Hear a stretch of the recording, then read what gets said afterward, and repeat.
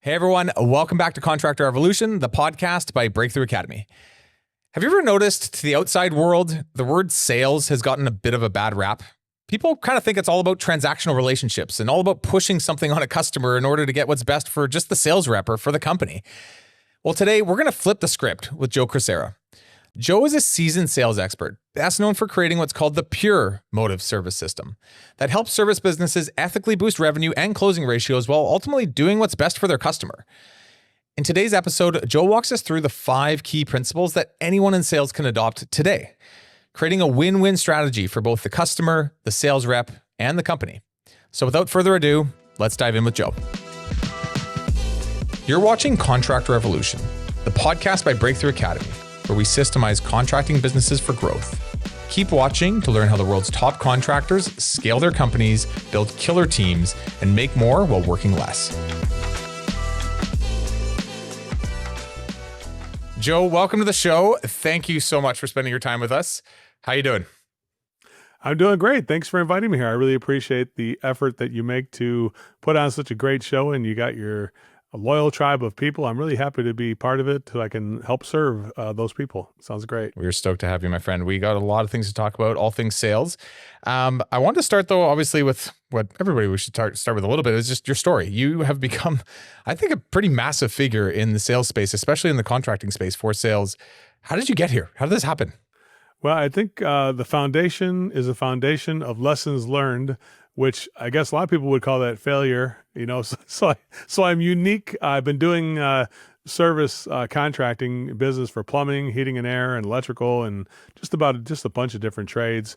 But I started out as a plumber and air conditioning guy, and the first, I'd say about the first 15 years, I was completely uninformed, and I pretty much wound myself up in debt. I ran a business. I ran it into the ground. I didn't know how to run a business. One of my clients, I was open enough to listen to one of my clients who noticed that I wasn't very successful just the way I did things. He was a pharmaceutical salesperson. He told me what I should do. He gave me some insights to the science of pricing, the Dale Carnegie, How to Win Friends and Influence People, Stephen Covey. He turned me on to Jack Canfield and the Success Principles. And I start reading this stuff, and between that and some of the studies that were done on pricing and on human connection and things like that, there's a lot of studies that were done by pharmaceutical companies and other different kinds of industries. And I took that information and I applied it to the service world. And by January, like I said before, January of 1991, I was about $471,000 in debt. By December of 1994, I was debt-free. And so I would say the foundation of what I built was built on what I learned in those 3 years. And of course, I've kept expanding on it. And now we have things like AI solutions that help make it easier and faster to use the data. Even myself is in ChatGPT. If you were to say, do it like Joe Crisara would do it, and it would give you sort of a simile of what I would do. Makes sense? So very proud that when I saw it, I'm like, I can't believe I'm in ChatGPT, but apparently I made it there. So it makes me feel good about that. So I'm here to help my legacy of service to help other people become successful, to try to pass along the years of failure and so they can avoid those years of failure and only do the years of success that I did. So as a consequence, we probably have some of the most successful companies in the entire universe who use us. Some people like Ken Goodrich from Gettle, Dave Geiger from Horizon Services, Peterman. I mean, it's like so many service companies who are both big and small who have wound up using our service, at least part of it in a way, to become successful. So that makes me happy. I find sales is one of those things. It's like, if you can leverage it just right, if you can get the right ratios out of it, you can work 10 times as hard and get less results versus just knowing how to do it right the first time. There's so many just ratios across each stage of the sales cycle, or like you said, pricing options. If you don't figure those out properly, you can go pound your head against pavement and get nowhere. But if you figure out your sales process, you can go create whatever you want. Well, you could have the prices correct, but you also, if the prices are not customized and relevant to the people you're giving them to, that element of customization and making the prices relevant to people so that they see that it's made just for them. It can't be something off a rack. That's where like traditional flat rate pricing really doesn't work on its own. It takes a human connection to make the prices have an emotional impact on people enough to where they would purchase it and see the good value in it. Does it make sense? So you're right. I call it small bigs, what you're talking about. Small thing that makes a big result. So that's what I try to focus on is how can we teach you the smallest thing, which is what I want to do here today. I want to try to help your clients today and try to do some small things to create bigger results. That's what we're trying to do. We're stoked for it. So you wrote a book. It's behind you. It's the What Should We Do book. And it's all based on, I guess, what you call the pure motive service system. Is that correct?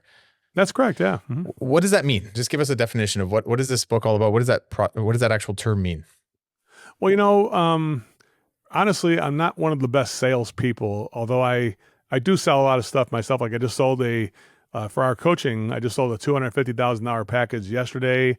I sold a $347,000 one on Monday. So, and I just do it part-time. I'm not even doing it all the time. But what I can tell you is that the pure motive is the driving force or the motivation to help people. So even though I'm not a good salesperson, what I am good at doing is telling people what motivates me to give you the finest solution I have.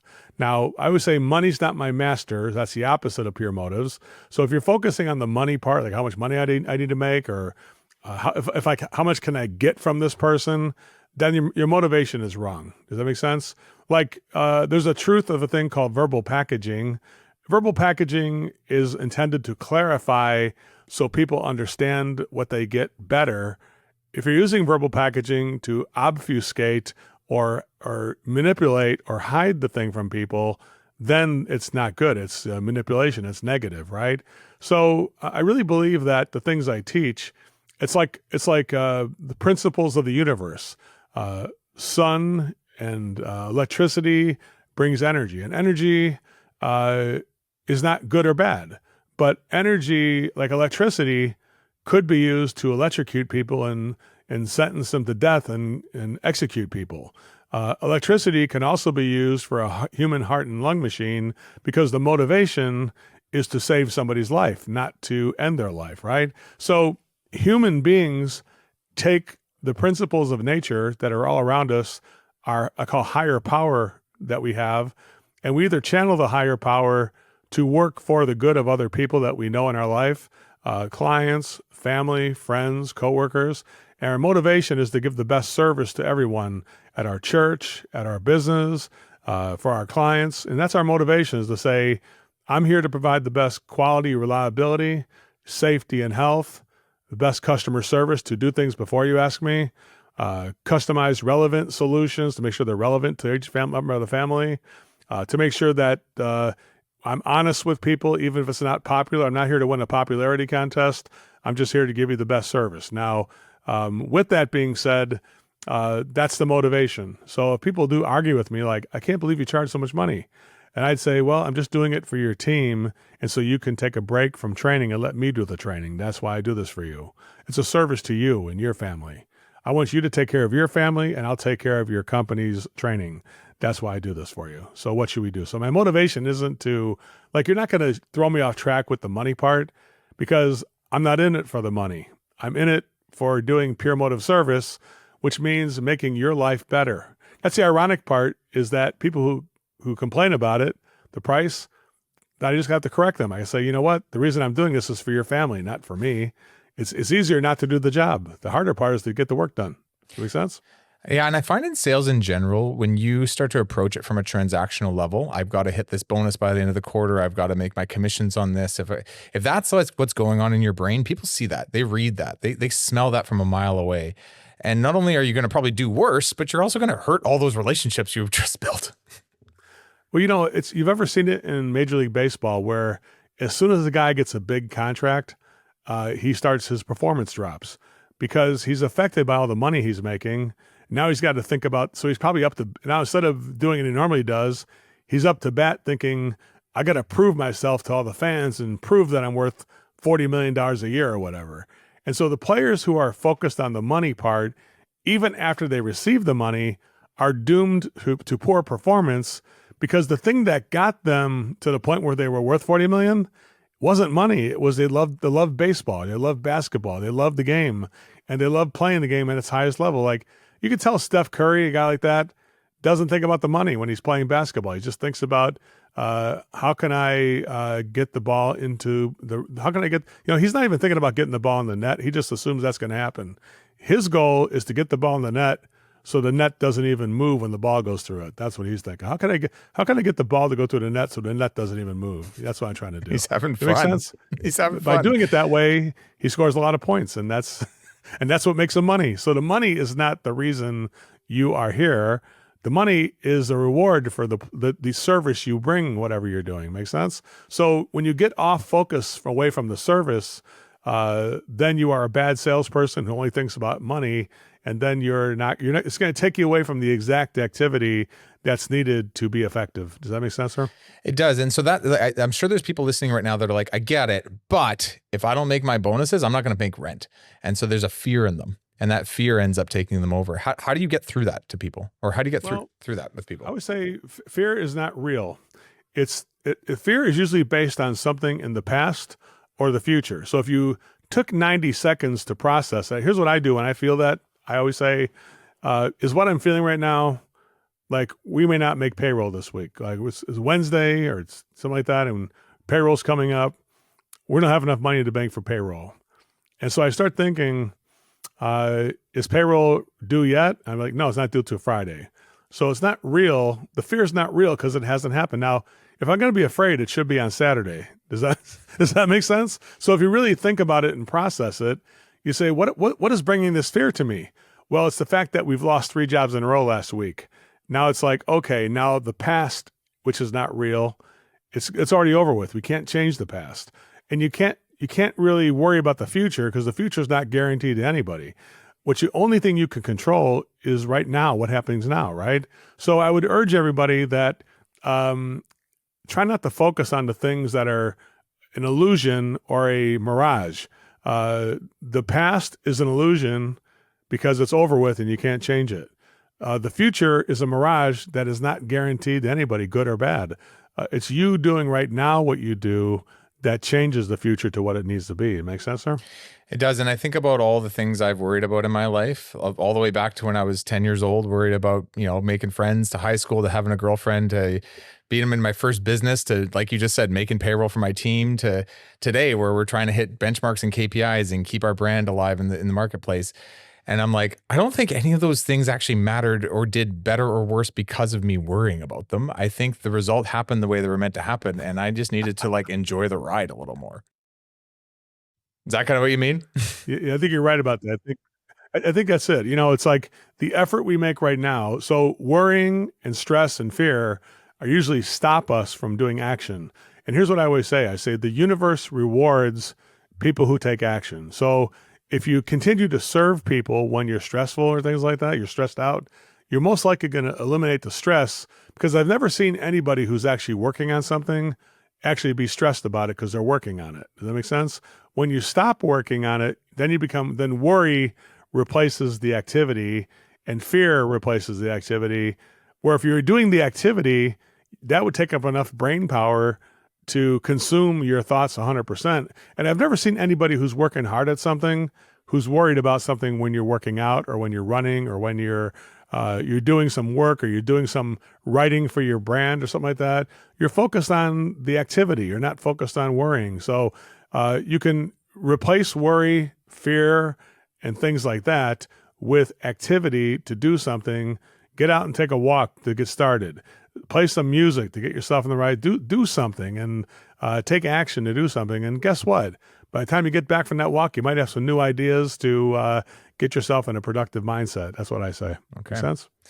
Okay. So we want to get into this book that you've written, and we'd love to get through these principles. There's a few of them I think I have 5 here written down. Can you walk us through some of the principles that you've written down, what they really mean, how they can apply to the average contractor listening to this right now? And I think a lot of this is actually fairly actionable pretty quick, actually. So let's walk through these. I've got this first one here. It's client-centric solutions. And I had an assumption of what this meant. And then when we sat down to our prep, you corrected me a little bit, actually. So give me an idea. What do you mean by this principle, client-centric solutions? Well, whatever it is that we do for a service, like what service do you provide people again? What service is your business doing? Business coaching and training and development for contractors. Yeah, so you're doing business coaching and training and things like that. And so that's the service we have, right? So now remember this. The training and coaching is the material that you create to do this job, right? There's a technical part of it. Like, let's put together a good syllabus. Let's put together a lesson plan. Let's figure out how we're going to shoot videos. Like, those are all the technical part of your job. It's my job too. We're kind of in the same business. It's just different focus there, right? And then there's the people part of the job. So here's the thing. If you're busy in your business and my business with too much camera work, too much writing, too much, worrying about stuff, and we're not focused on connecting with a client, because here's the thing about it. Whether you're a plumber or an air conditioning guy or doing training like you and I do, training, plumbing, electrical, roofing, house cleaning, you name it, any kind of a trade is useless without people.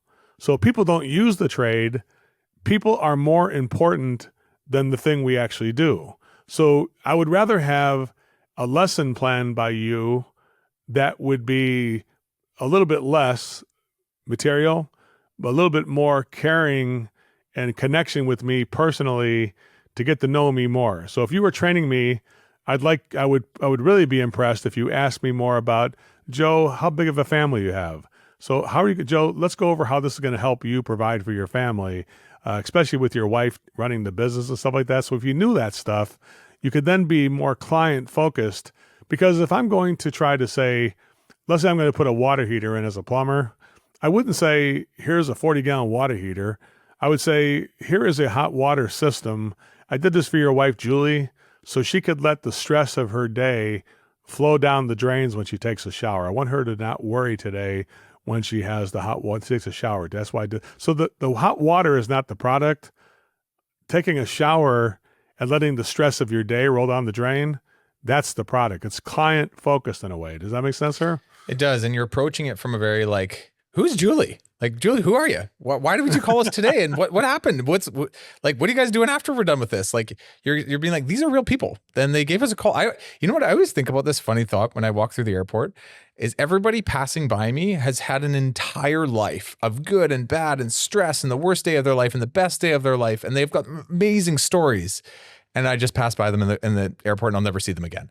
And I'm always curious. And I used to do quotes all the time for a painting company I worked with. And I was like, I get to go into somebody's house and I can either just sell a paint job or I can get to know who they are and what their world's all about. And sometimes it doesn't lead anywhere crazy, but sometimes it does. And I'm like, I'm probably going to know you for a lot longer than just the time it takes to paint your house. Right. Well, especially like something like painting somebody's home, you need to learn about the people who are using the rooms because there's different people have different moods. And maybe some people prefer more of a color that's calming. They may need calming before they go to bed. And they may need a purple or a lavender or something that might be a calming color as opposed to pink or something yellow that might be more exciting. Maybe people do need yellow maybe they prefer that in their living room. So you do need to learn how people interact in their home and what they use each room of the house for, so I can give it the appropriate. That'd be a great example of providing the right color palette for somebody to live their life that fits their family best. Make sense? Yeah, by showing a genuine interest in people, why you're there and what they need from you, you can actually find the real truth of what you can actually give them versus just the surface level boilerplate stuff. Like if I had a senior citizen who had a knee replacement and I saw they had a toilet that was really small, and I might say, I just did a comfort height toilet so you wouldn't have to hurt your knee when you sit down. I did grab assist bars in the bathtub because you have a rounded tub in the bottom of the tub. I want to make sure you're safe and healthy when you get into that bathtub, John. That's why I did that, Doris, you provide so much service for your church. That's why I did the 5-year service agreement for you, so we could do service for you while you serve your community. That would be client-centric stuff. So whatever you're doing for people, try to see how does this serve the client so they can do the things they love to do with their community, their family, their business, their coworkers, because everybody would rather be doing that rather than painting their house or doing plumbing or something else. So we have to make sure they're free. Basically, I look at service companies. They liberate the public to live the life they've always dreamed of while I'm taking care of the tough job back at your house. Does that make sense here? That's what you got to think about that. That's client-centric, where you're focusing on letting the client be liberated from this work to let me build the deck. Let me get that roofing done. You take care of your family. You take care of the church. You coach your son's little league team. I'll take care of this. Does that make sense? That would be a perfect presentation, right? If you were to say, John, I'm going to go ahead and build this deck. I'm gonna put lighting underneath the I'm gonna put some landscape lighting on top of the deck, just so when you get home from that baseball game with your son, you and him can get a pizza and sit out there on the deck in the backyard and enjoy the evening together. That's why I did that for you. Make sense? That would be a client-centric deck if we did that. Make sense? It really does. And actually, I can see in learning this even because I like what you've just said. I'm sure there's people listening that are gonna be like, yeah, I get it. I'm going to go and do this. But there's also something you're talking about where it's like, I watched this happen after you do your 27th quote of the month. You got to be present every single time. Every single quote you're doing is the first time you've ever done that quote with that person, that new person. You got to be like, this is the first time they've met with me. I can't just do my jive. I can't just follow my script. I got to be with it in the moment with them and make sure I'm present to know what's really going on in their lives so I can make sure I bring the best solution for them forward. Is that kind of what you're saying? Yeah, well, yes. And you have to have a flexible agenda. Like there is certain benchmarks we need to hit, but I'm flexible enough to put people before the benchmark. So if people want to talk more about their mom just passed away or the fact that they coach their kids' little league team, I'm definitely willing to invest some time in the relationship and the friendship, I call it, to make sure we invest in that time. And I always say that the time pays back millions of times over if we create. I have client. I just had a client yesterday who's been doing business with me since 2004, and I had an employee who came back to me last week. He used to be in my company in 1997. He said this. He said, Joe, when you fired me, but you gave me the advice about what they need to do, that changed my life, and I wanted to call and thank you. Because once I saw you wrote the book, I'm like, I had to call and thank you. So even the guy I fired in 1997, I did it in a way that was empathetic, in a way that I cared. I said, listen, I'm not doing you any favors and I'm not doing us any favors. I found you a different job. I actually found the guy a different job somewhere else. I said, because I feel bad about this because I think you're a great guy, but you're just not right for our company. So I did find you a job with a different company if you want to take it. He did wind up being a manager at that company, and then he wound up going on to be successful. So I said, see, I'm trying to help people succeed. Even when I fire somebody, I try to make sure I help them find a place that's right for them. Make sense? It does. How does this go into this next principle? Integrity-driven sales. Well, I believe in honesty, even when it's not popular.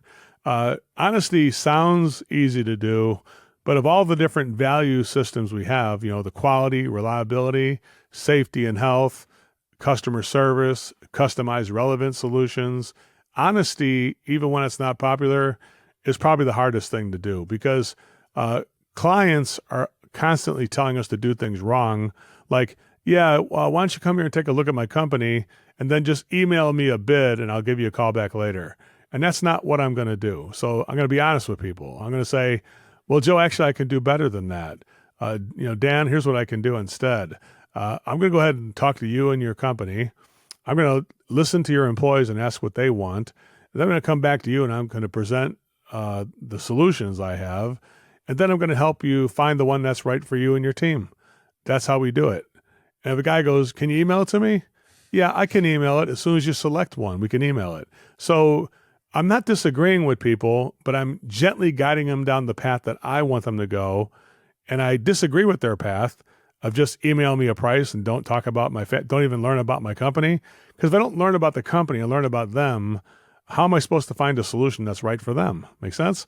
So your clients, if you do whatever trade you do painting or decorating or landscaping, whatever it is, yeah, I just want to get some grass. I want to get some new sod in my front yard. Just email me a price. It's like, let me go over all the problems with your property to make sure all the challenges we have. Let me talk to your family about what they're trying to achieve with this lawn. What are you guys looking for when it comes to there's many different kinds of grass. Let me ask you some questions. And then I'm going to put together some premium mid-range economy choices. And then I'm going to help you find the one that's right for you. That's how we do it. Make sense? So if you kind of know the path I'm going down, but here's what I would say to you.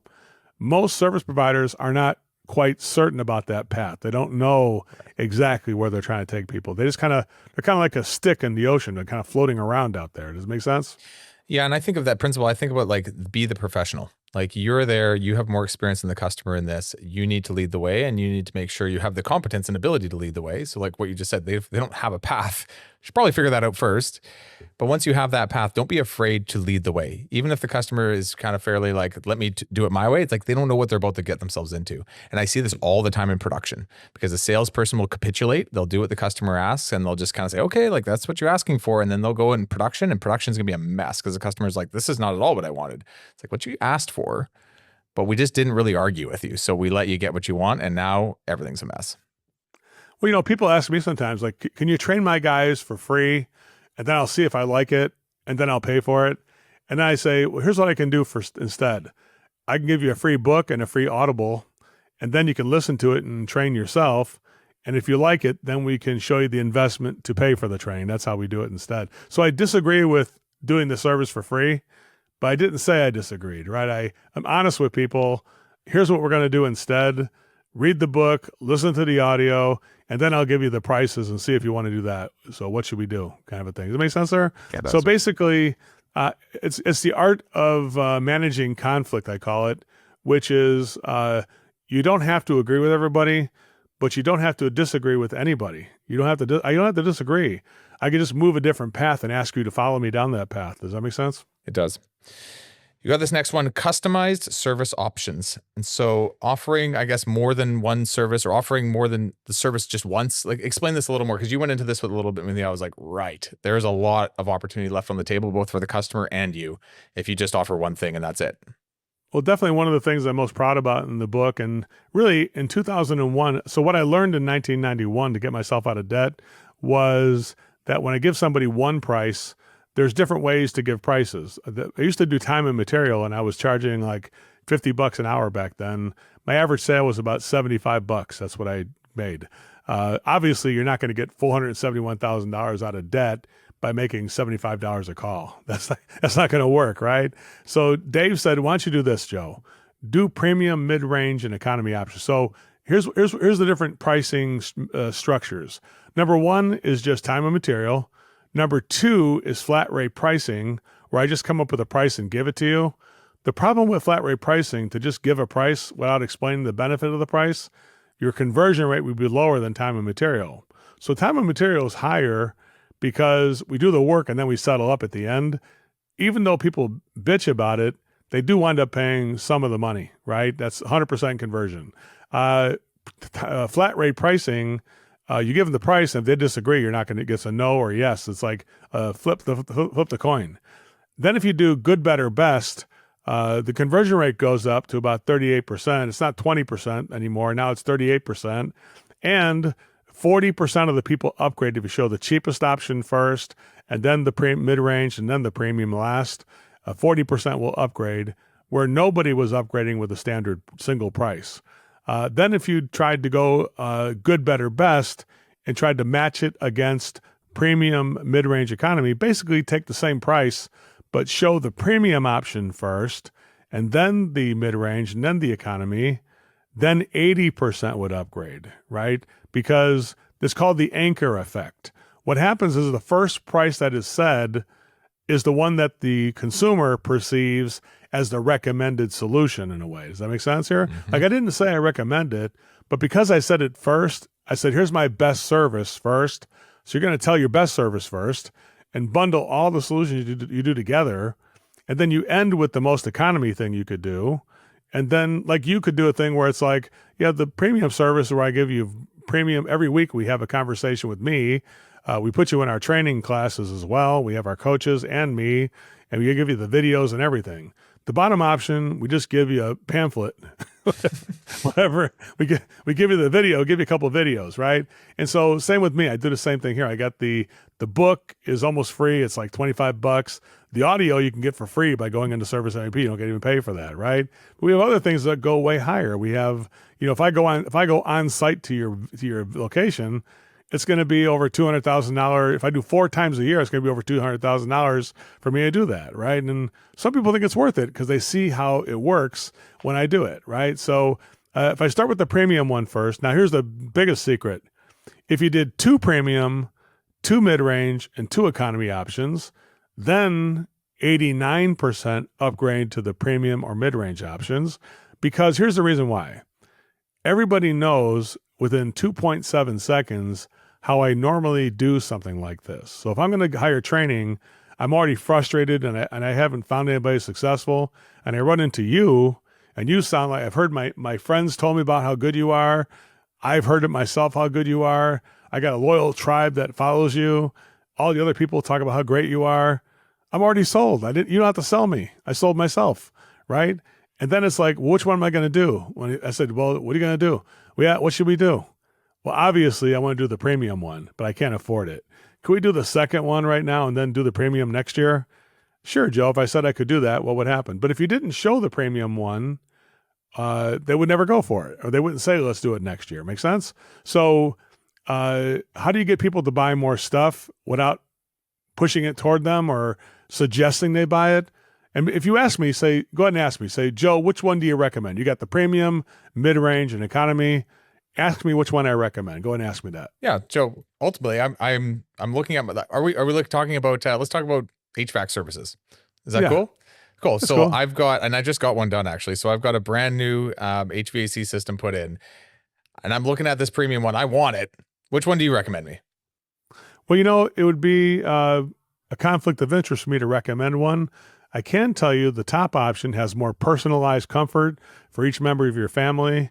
Your daughter can have a different temperature than you can have. Your wife can be comfortable in the bedroom while you watch the ball game down below in the family room.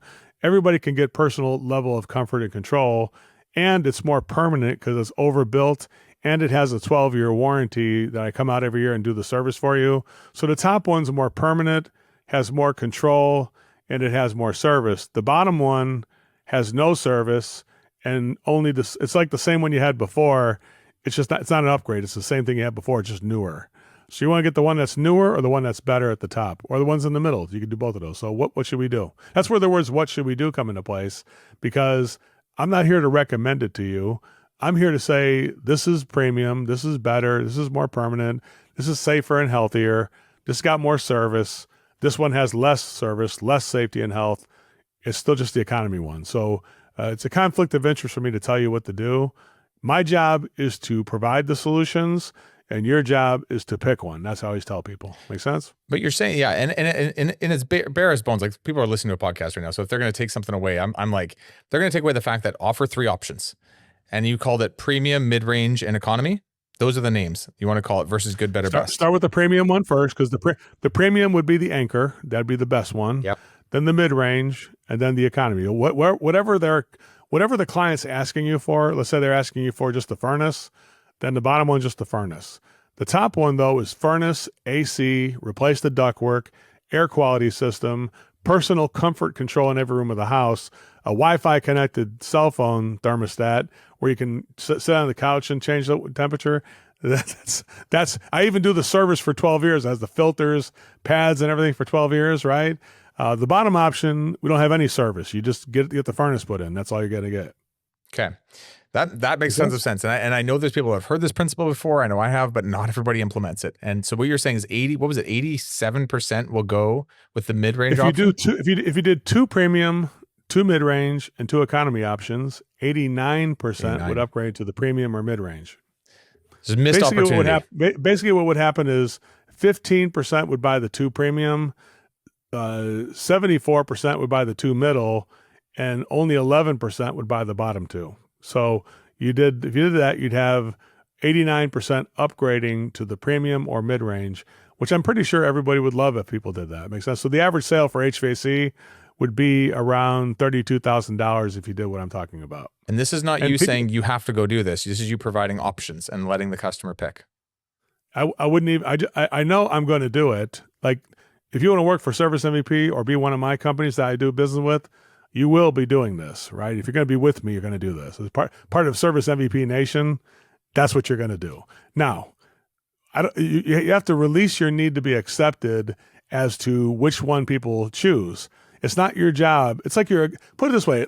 If you have a card dealer in Las Vegas or a card dealer, your job is to deal the cards, and you can't care how people play. You have to say, I play my hand the way the house tells me to play, and this is what I'm doing.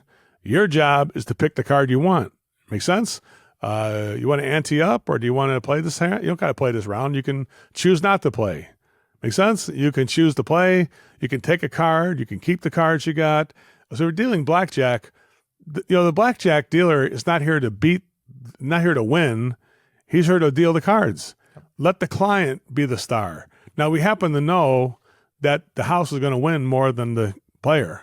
Does that make sense? Like, same thing with this. If I'm dealing 6 cards every time, I know the house is going to win this game because I'm providing a new marketplace that other companies are not providing. Does that make sense? So I'm the only one doing this. It's unique, and differentiation is the name of the game. If your training is the same as somebody else's training, but yours costs more, then there's no reason for you. Make sense? If the training is better in some way, why is it better? You have to be able to explain why is the premium way better than the economy way. And I'm pretty sure with you, you've got a more premium way that's more personalized and customized, and you got another way where it's just read a book or something like that, right? We do. We have 3 options, Joe. We do. And here's the thing I noticed, and I noticed this when, especially for sales reps that make after-tax money, right? So they're getting paid in their bonuses and their base, but they're like, man, this customer shouldn't buy this top option. It's so expensive. But like, they don't know. Like, I am one of these customers, and I did buy the top HVAC option because I have a big family. I have 8 of us, and I don't like being cold in the winter, and I don't like being warm in the summer, and I want it to be stable, and I will put some extra money towards it. But for the salesperson to make that decision for me is not good, because they might sell me, like you just mentioned, a very similar HVAC system that I just had, and now I'm back in the same boat. And guess what sucks? I spent money to be in the same boat versus let me spend a little more and just fix my issue, right? It's bad service, honestly. And I agree with you there. And I think the thing is this, though, guys. It's not your job to choose for the customer. It's like, my job is to create the choices. Your job is to make the choice, not me. Now, I encourage you to keep making. I'm not going to quit in the middle of this job. I'm not going to provide a choice of no. I do have a premium mid-range economy choices, none of which are saying don't do business with me. All of them do business with me. Now, if somebody, I always say this, so one of the principles of pure motive service is that I call be a window and not a door.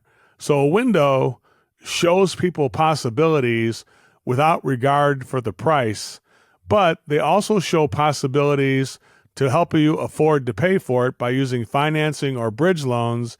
Because if I do the best premium option for air conditioning, and it was like a ductless mini split for every room of the house, you got 8 people in the house, I mean, most likely that's going to be $49,000 or something like that, or 69. Could be as high as $69,000 for a really big house. And so I better use the bridge loan to make that look like $437 a month or something like that. So you should finance it. So if the price gets to be too high, it's your job to incorporate a tool that allows people to have affordability to make sure they can get the solution. Make sense? This is also a customized service option, just like providing a solution that makes sense. And this is also just on the financial side. So that makes sense. We're both saying makes sense a lot. I say it a lot too. It's funny. So, okay, let's go to the next one. So effective communication. What does this principle mean? Give me some insight here. I just think that most of the people today in today's world, they don't complete their sentences when they say something. Like, for instance, if we were to say, like if I was selling you that air conditioning unit, I would say, so this is going to provide a premium air conditioning unit, and I stop there. It's not really completing the sentence. Completing the sentence would mean this is going to be our premium signature series air conditioning system.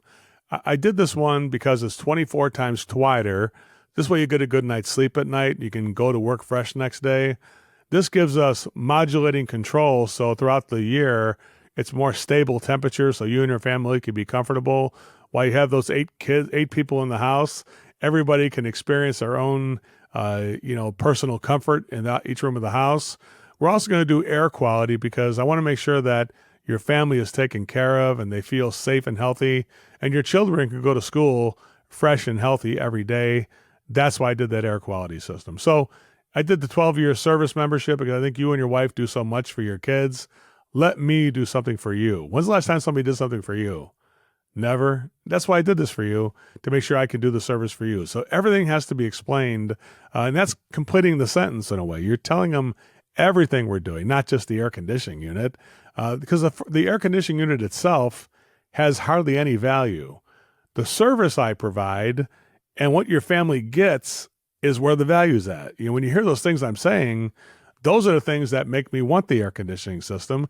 And I'm pretty sure that the person you bought it from probably did do something like that. He made you feel cared for, respected, and supported. And you felt like this is the kind of person I feel like I can do business with because I feel like I can trust this person. I feel like he's going to take care of my family. Even after he sells it, I feel a sense of care, respect, and support. Is that correct? Would you say that's correct? It's good. You know what I'm thinking about when you're talking, and maybe this is an oversimplification, but you're talking about this is the what, and then let me tell you the why as well. And that's the like finish your sentence piece. Is it kind of like here's the what, but also here's why? Is that fair to say? You got it. You got it. Yeah. Yeah. It's like, because there's two things you could do. Here's what we're doing. If the client says, so what, then it's a bad thing. You didn't tell the why. So the first the what and then the why. That's not oversimplification. You're a genius. You figured it out. You broke the code. You did it. I knew you were. I knew you'd be a great understudy here. You did a great job, and I think I'm going to make you an honorary nephew. What do you think of that? All right, let's do it. Come on over to Canada. You willing to come to Canada? You also mentioned when we were doing some prep around listening, and I believe this is a massive part of sales, which is it's like it's not your job to out-talk the customer. It's actually your job to really listen. Give us some insights on listening and just like percentage of listening / like any just best practices here. Well, now with the new AI solutions that listen to calls and things like that, Rilla, there's a lot of different solutions that can listen to the call, and you can even turn on ChatGPT and let it listen to the call. It will tell you how much time the customer was talking, percentage-wise, how much time you were talking, and how much time was silent, right? And I feel like this. I feel like the service provider would be successful if they talked maybe 10-12% of the time. Maybe the customer talks like 50% of the time, or it'd be pretty good. It'd be pretty good there. And if we just had 30% silence or whatever, 38% silence, that would be normal. It'd be a normal way of doing it, right? Like a podcast, we have to fill up the time. Otherwise, people are going to stop listening. So it's 100% talk time. There's hardly any silence. But if you're in somebody's home and you're getting to know the family, sometimes you're just petting the dog. There's no talk time. It's just pet the dog. It's time to pet the dog, or time to sit down while the customer goes to get you an iced tea or get you a cup of coffee. That's just that there's time where you're just by yourself, right? And customers by themselves, even when you're in the same home. So you have to say, listening is done when you listen more than you talk. So there's been science studies that show that if the talk time by the service provider is 12% or less, you will close way over 80% of your jobs. Most likely about 84% of the jobs will close because the customer had a chance to express themselves and you became a student that could actually provide more customized solutions, because you didn't just listen to the technical stuff they want. You listened about the family, just learning about your family with 8 people in the family, and you investing in the comfort of your family. I can already tell you're the kind of person that would emerge that I would like to do business with. If I was going to purchase training, I would want to purchase it for somebody like you, because you take care of your family, and that's what I'm trying to do with my family. That's the kind of person I want to work with. Does that make sense? So everybody, what emerges is this the kind of person I want to hand over $30,000 to? Does that make sense there? I was going to say, whatever it is. It makes me think too, 12% of the time talking means what you say better actually matter. And the only way you're going to be able to do that is if you're actively listening the rest of the time, or actively picking up cues while you're petting the dog, and actively like genuinely interested. But it kind of goes back to this client-centric solutions piece you said at the beginning, but it's like, I'm here with you. I'm present and I'm here to listen and understand and observe. And you just picked up some stuff even while we were talking about me, but like that is basically what it is. You're picking up the things that matter most and able to bring them back when you do talk so that they feel heard and listened and understood. I'm pretty sure that if you and I got together for like just had lunch or something like that, there'd be layers that wash over me. First about your home and your HVAC system and your family. I'd ask about your wife and ask about your pets and what do you guys do for fun. Those kind of things kind of wash over me. And then when I do that, I'm saying he needs training, or he needs plumbing, or he needs air conditioning, whatever it is he needs. How can I make sure that his lifestyle fits my solution the best? Does my solution actually fit this person's lifestyle? And if it does, then I believe in the system. One of the secrets to selling, here it is right here, is that if I listen to you and your family and what you guys do for fun and things like that, and if you guys go to church, whatever you guys do, right? I have a solution I provide that allows you to live your life the way you want to live it. Then I start believing in my solution more. And here's what I can tell you. Nobody will ever lose a job when you believe in the solution 100%, because you'll stay there and fight for that job because you believe in it and you believe there's nobody better than you to get this job done. And when you feel that way, you're going to be the best salesperson in the world because you're not going to quit when somebody says, I got to think about it. You're not going to email it and walk away. You're going to stay there and work with people until they figure out which one they want. Does that make sense? It does. I have literally once threatened to hit a client with a frying pan if he didn't join us because I was so frustrated that he was nitpicking on stuff. And I was like, you're missing the point. And I was like, dude, wake up. And I was like, I will call you next week. And yeah, cause exactly for what you just said, I was like, I know what you're going through. I've been through, I know what anyways. Yes. 100% agree with you. I get that. Let's move into this last one and then we can start to wrap up a bit. So continuous improvement. I think this is an obvious one, but I'd love to just get into it a little bit with you. So what do you mean by this for salespeople, for entrepreneurs? What does continuous improvement mean? Well, it's just like any kind of a sport like golf or baseball or basketball or gymnastics, anything. Pickleball now people are playing, right? The more you play of it, the better you develop yourself, right? And so I remember when I was back in the 90s, I lived in the northern suburbs of Chicago. So I was a big Michael Jordan fan. So I couldn't wait to get out there after work and play some basketball. And I remember when I haven't played since high school. I was probably 37 years old at the time. And I'm like, oh man, I can't even play. I haven't played in a while. But I kept playing every night, going to the courts, shooting around, getting on these games, pickup games and things like that. After about 2 months, I'm like, I now can dribble between my legs. I lost about 20 pounds, and damn, I can hit that jump shot. Does that make sense? And now I feel good about myself. I feel like I'm developed. I'm still not done though. I'm still trying to pick up my speed or get my defense. So there's always something to work on. So if you look at it like in selling or customer service, there's the connection you make with people. There's the diagnosing of a problem. There is providing the premium mid-range economy solutions. How do you provide warranty and service? How do you price this stuff out? How do you handle objections? How do you manage the project so it gets done in time? So there's a lot of stuff that you're asking somebody to do for every service business that's out there. When you get good at one thing, it's like whack-a-mole. There's something else that you're probably missing, right?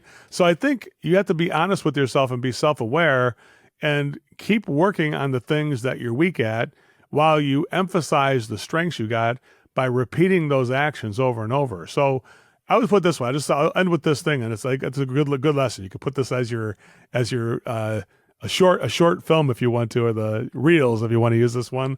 Basically, here's what I look at it. There's 4 levels of competence. First level is you're unconsciously incompetent because you don't know what to do and you don't do it. Then you learn something and you become consciously incompetent because you know what to do, but it's so hard because you haven't done it before. So you're having a hard time doing it and you can't do it. Then you keep doing it and you become consciously competent. So now you're doing it, but you got to grind it out to get there. And then you become, at the end of it, the best, the Zen moment of all, unconsciously competent. You don't got to even think about it. You can dribble the ball between your legs. You could be like Steph Curry, shoot the ball and don't even look at you turn around and walk away, and the ball goes in the ball goes in the net, and the net doesn't even move because that's how tuned in he is. Like Michael Jordan when he was going to win championships. When whoever's really good, you're like, this dude is tuned in, right? That's unconsciously competent, where you're so good at it that you know what you're going to do. When you do training, I'm pretty sure you're consciously competent to have the followers you have and the crowd that you have, who are very lucky to have you provide all that information to them. But it's only because you've had challenges and you work through those challenges. You became somewhat competent, and there's probably a part of your career where you're worried about, am I going to be good enough to charge for this? And then you charge for it. It's like, yeah, damn, I'm good enough to charge for it. And then you're like, you know what? I'm good enough to charge more for it because it's really better. And I'm putting more effort into it. So there becomes a time where you're like, I'm not worried about training anymore. I know what I'm doing. Like, that makes sense. Does that make sense? So same with me. Like, I'm not worried about a podcast. I know what I'm going to do. I didn't know what questions you're going to ask or what we're going to go at, but I do know what I believe in, and I do feel competent enough where I'm unconsciously competent to deliver this message. And I just feel fortunate that there's people like you out there that have an interest in my work, and I'm honestly overwhelmed by the support from people like you and others out there. So thank you so much for having me on here. I know you're about to wrap it up, so I want to say thank you before I end too far into this. You're welcome, Joe. No worries. I actually do have one more question for you. I'm curious to know on your end. So you are, I don't know your exact age. Go ahead. Yeah. You're not my age. You're a little older than me. You got a few more years on me. And you've been at this for a long time, right? And at some level, I've always had this thought in my mind where it's like, Danny, just so you know, you've never arrived. You've never arrived. And right when you think you have and you get too cocky about it, you're going to crash and burn. And it's not that I'm always working on the exact same thing. Like, I'm working on different things in my life. But at this stage in your life, have you arrived? And if not, which I don't know if you have, what are you working on? What are the things that you are like, this is the things I'm unconsciously incompetent? Like, where are you at with some of these things in your life right now? Honestly, I feel like I feel it's ironic that just about the time when I'm unconsciously competent, I'm getting up there. I'm in the fourth quarter, and now I'm like finally to the point where I'm unconsciously competent. So there was that time. So what really makes me happy are younger people like you and other people that aren't to my age, and they're still learning the things that I teach, and they're putting them into place. That's my greatest hope for my legacy, is that part of it. But I will tell you this, at Service MVP, like, we've already sold 54,000 copies of the book, What Should We Do? We have a book behind me there on Amazon, and we have over, I don't know, just thousands of copies of the Audible that were sold as well. And it's brought me a lot of opportunities, but I look at it like this. I want to see in 3 years, 1 million people learning lessons on Service MVP. And I even would like to have people like you inside Service MVP, kind of like Netflix of training, so people could be in there and find everybody. And I'm not here to own the universe or to, I would say this, maybe you can use this one for yourself. A friend of mine, a mentor of mine named Steve Chandler told me this. He goes, you have to have an open hand philosophy, meaning that if you went to the beach and you scooped up sand and you had a big pile of sand in your hand, you would own that sand forever if you just left it alone. But when you try to own it and grab onto the sand, what happens is you open your hand again, you have no sand left because it all fell out. So when you try to own too much, you wind up losing everything. So I'm not here to own all of the training in the world or of course, I'm always trying to do the best I can do, but I am willing to share the ball. And I think that if what I do paves the path for people like you to help you find a tribe that you can merge my tribe and your tribe together, so we both create a huge tribe, that to me is one of the highest aspirations I have. Because I tell you one thing, neither one of us can get where we're going to go by ourselves. The only way we could do it is together. And I really believe that with the people who follow me, the people who follow you, and even you yourself. I'm not here, like people can say, how could you have a guy who does training on your podcast? But I love that because it shows me you have an open hand philosophy. You're not trying to own the information. You're just trying to provide it to the people who follow you. And I have to say, you and I, even though we have years apart, I don't even know how many it is, but I'll leave it there. But I do feel like we share the same philosophies. I did listen to your podcast quite a bit, and I do feel like there's a lot of what I teach and what you do. And I think, I hope you feel the same way too. That's honestly, I really feel that. What I'm picking up from you is you have a very just like flow, like you understand flow in life. And the way I describe flow is I'm like, look, there are certain things that we're heading towards in a current that we are going to go towards. And we can kind of paddle a little out of the way here, paddle a little out of the way there to kind of get where we want to be in life. But we're not going to swim up the current. And that's okay. Like, you don't need to. So just accept what's coming your way and do the best you can with the things that are coming your way, and stop trying to maintain control of everything and just trust in the process a little bit. We've made it this far in life. I always think about how far I've come, and I'm like, as long as I can eat, sleep, poop, and breathe, like I'll probably be fine. And all these other things I worry about are also, it's just ego trying to protect me. Let go and enjoy the ride. It's going to be okay.